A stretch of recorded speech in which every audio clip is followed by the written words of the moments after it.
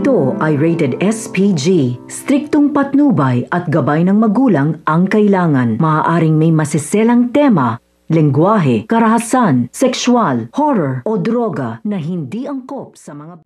Napatagumpayan nga ni Attorney Renan na paikutin nga ang isip nga nito ni Eira at natuloy nga ang kasalan nga nila at nagaganap nga ito sa altar.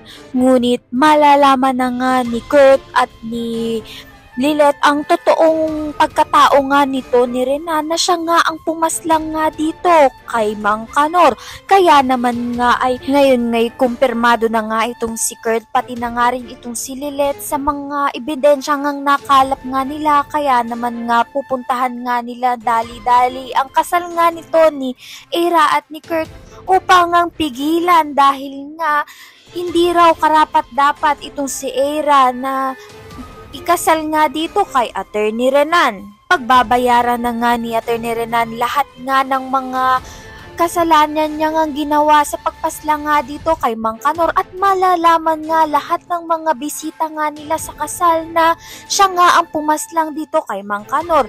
At malapit na nga rin malaman ni Lilet at ni Kurt ang ebidensya nga na si Attorney Renan na rin ang may sala sa pagpasla nga dito kay Ino at pati na rin dito kay Meredith. Ayan nga ang pakakabangan natin. Maraming salamat sa iyong panonood.